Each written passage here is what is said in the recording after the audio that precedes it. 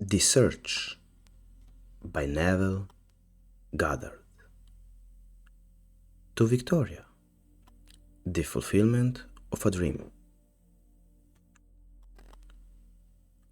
Once, in a needle interval at sea, I meditated on, quote, the perfect state, unquote, and wondered what I would be were I of too pure eyes to behold iniquity.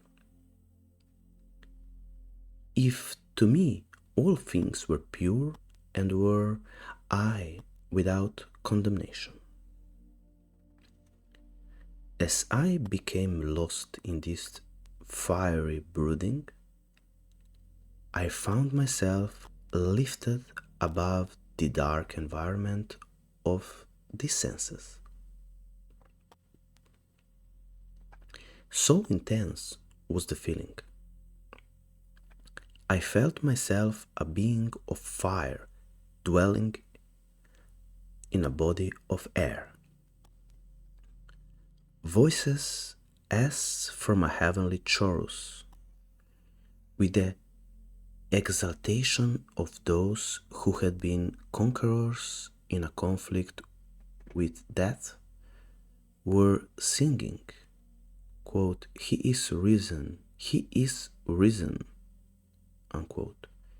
And intuitively I knew they meant me. Then I seemed to be walking in the night. I soon came upon a scene that might have been the ancient pool of Bethesda, for in this place lay a great multitude of impotent folk, blind, halt, withered, waiting not for the moving of the water, as of tradition, but waiting for me. As I came near, without thought or effort on my part, they were, one after the other, molded as by the magician of the beautiful. Eyes, hands, feet, all missing members, were drawn from some invisible reservoir and molded in harmony with that perfection which I felt springing within me. When all were made perfect, the chorus exulted, "It is finished!" Then the scene dissolved and I awoke. I know this vision was the result of my intense meditation upon the idea of perfection. For my meditations invariably bring about union with the state contemplated. I had been so completely absorbed within the idea that for a while I had become what I contemplated, and the high purpose with which I had for that moment identified myself drew the companionship of high things and fashioned the vision in harmony with my inner nature. The idea with which we are united works by association of ideas to awaken 1,000 moods to create a drama in keeping with the central idea. I first discovered this close relationship of moods to vision when I was aged about 7. I became aware of a mysterious life quickening within me like a stormy ocean of frightening might. I always knew when I would be united with this hidden identity, for my senses were expectant on the nights of these visitations, and I knew beyond all doubt that before morning I would be alone with immensity. I so dreaded these visitations that I would lie awake until my eyes from sheer exhaustion closed. As my eyes closed in sleep, I was no longer solitary, but smitten true and true with another being, and yet I knew it to be myself. It seemed older than life, yet nearer to me than my boyhood. If I tell what I discovered on these nights, I do so not to impose my ideas on others, but that I may give hope to those who seek the law of life. I discovered that my expectant mood worked as a magnet to unite me with this greater me, while my fears made it appear as a stormy sea. As a boy, I conceived of this mysterious self as might, and in my union with it, I felt its majesty as a stormy sea which drenched me, then rolled and tossed me as a helpless wave. As a man, I conceived of it as love, and myself the son of it, and in my union with it, now what a love enfolds me. It is a mirror to all. Whatever we conceive it as being, that it is to us. I believe it to be the center through which all the threads of the universe are drawn. Therefore, I have altered my values and changed my ideas so that they now depend upon and are in harmony with this sole cause of all that is. It is to me that changeless reality which fashions circumstances in harmony with our concepts of ourselves. My mystical experiences have convinced me that there is no way to bring about the outer perfection we seek other than by the transformation of ourselves. As soon as we succeed in transforming ourselves, the world will melt magically before our eyes and reshape itself in harmony with that which our transformation affirms. The two other visions I will tell because they bear out the truth of my assertion that we, by intensity of love and hate, become what we contemplate. Once, with closed eyes, made radiant from brooding, I meditated on the eternal question, who am I? And felt myself gradually dissolve into a shoreless sea of vibrant light, imagination passing beyond all fear of death. In this state, nothing existed but myself, a boundless ocean of liquid light. Never have I felt more intimate with being. How long this experience lasted, I do not know, but my return to earth was accompanied by a distinct feeling of crystallizing again into human shape. At another time, I lay on my bed and with my eyes shut as I, in sleep, I brooded on the mystery of Buddha. In a little while, the dark caverns of my brain began to grow luminous. I seemed to be surrounded by luminous clouds which emanated from my head as fiery, pulsating rings. I saw nothing but these luminous rings for a time. Then there appeared before my eyes a rock of quartz crystal. While I gazed upon it, the crystal broke into pieces, which invisible hands quickly shaped into the living Buddha. As I looked on this meditative figure, I saw that it was myself.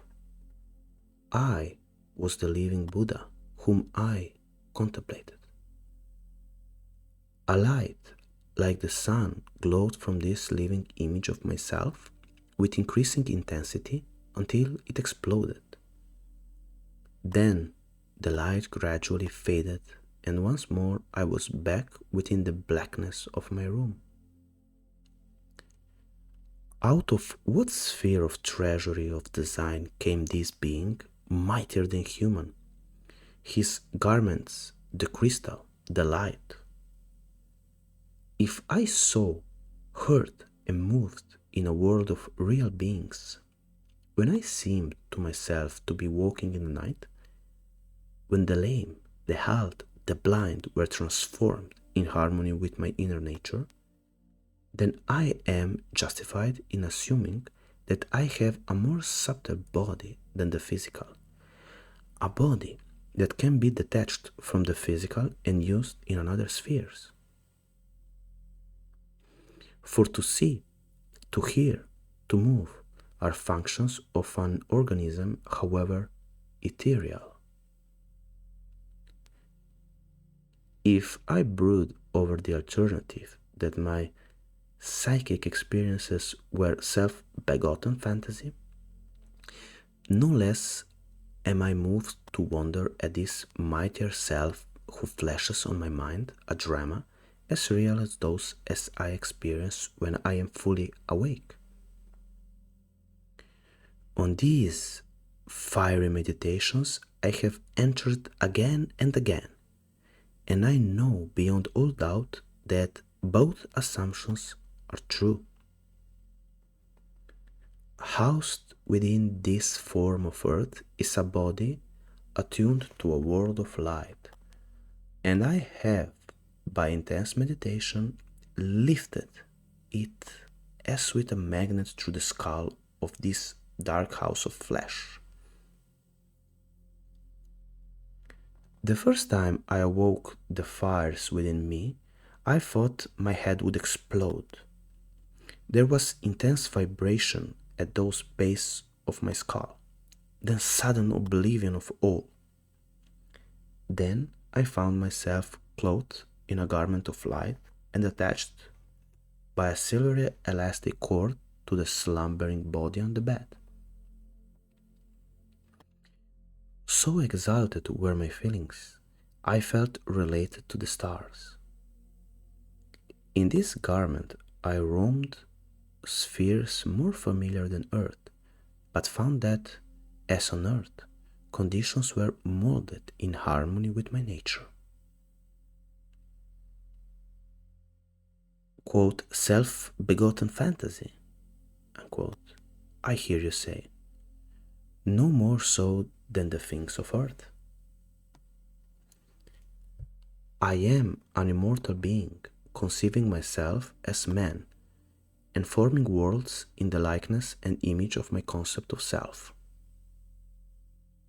Again, I am an immortal being, conceiving myself as man, and forming worlds in the likeness and image of my concept of self. What we imagine that we are.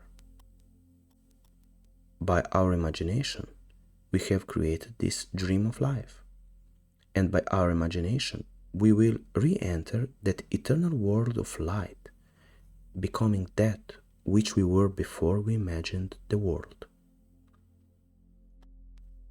In the divine economy, nothing is lost. We cannot lose anything save but descent from the sphere where the thing has its natural life. There is no transforming power in that, and whether we are here or there, we fashion the world that surrounds us by the intensity of our imagination and feeling, and we illuminate or darken our lives by the concepts we hold of ourselves. Nothing is more important to us than our conception of ourselves, and especially is this true of our concept of the deep, hidden one within us. Again, nothing is more important to us than our conception of ourselves, and especially is this true of our concept of the deep, hidden one within us. Those that help or hinder us, whether they know it or not, are the servants of that law which shapes outward circumstances in harmony with our inner nature.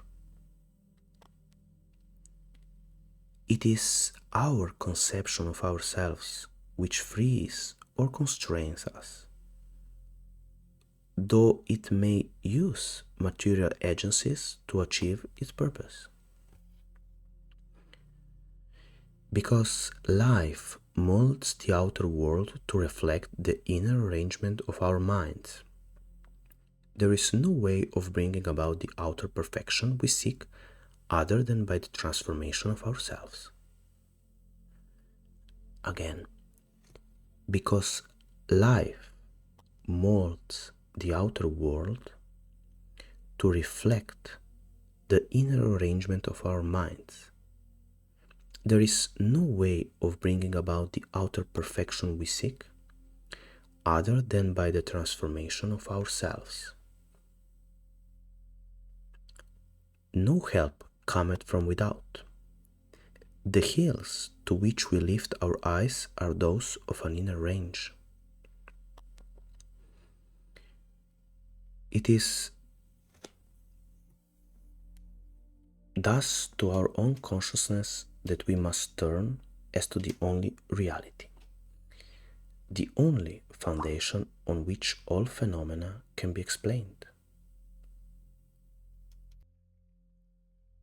We can rely absolutely on the justice of this law to give us only that which is of the nature of ourselves. To attempt to change the world before we change our concept of ourselves is to struggle against the nature of things. There can be no outer change until there is first an inner change. As within, so without. I am not advocating philosophical indifference when I suggest that we should imagine ourselves as already that which we want to be, living in a mental atmosphere of greatness, rather than using physical means and arguments to bring about the desired change. Everything we do, unaccompanied by a change of consciousness, is but futile readjustments of surfaces. However we toil or struggle, we can receive no more than our subconscious assumptions affirm. Again, everything we do, unaccompanied by a change of consciousness, is but futile readjustment of surfaces. However we toil or struggle, we can receive no more than our subconscious assumptions affirm.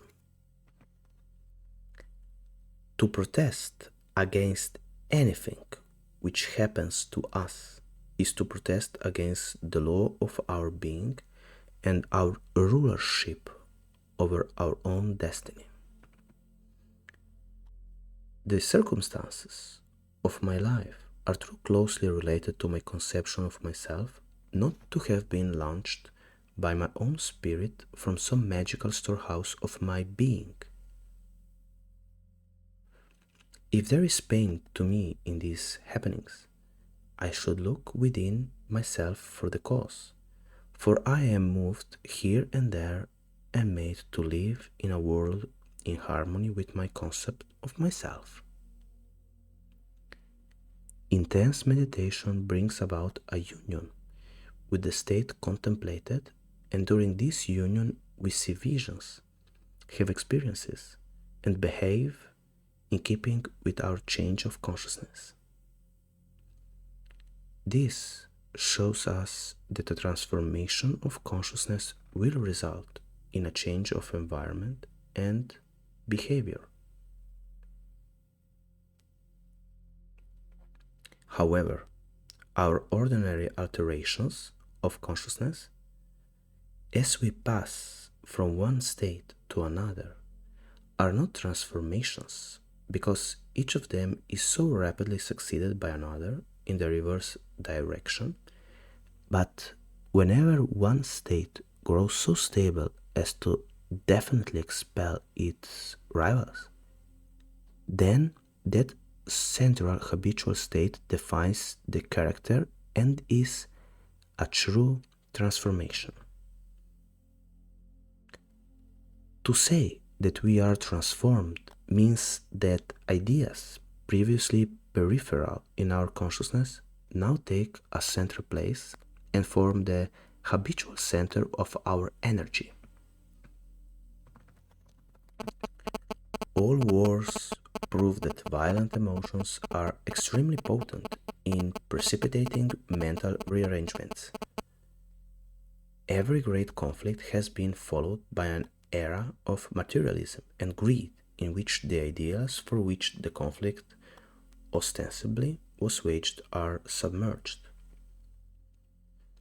This is inevitable because war evokes hate, which impels a descent in consciousness from this plane of the ideal to the level where the conflict is waged. If we would become as emotionally aroused over our ideals as we become over our dislikes, we would ascend to the plane of our ideals as easily as we now descend to the level of our hates. Love and hate have a magical transforming power, and we grow through their exercise into the likeness of what we contemplate. By intensity of hatred, we create in ourselves the character we imagine in our enemies. Qualities die for want of attention, so the unlovely states might best be rubbed out by imagining. Quote, beauty for ashes and joy for mourning, unquote, Isaiah 61:3, rather than by direct attacks on the state from which we would be free.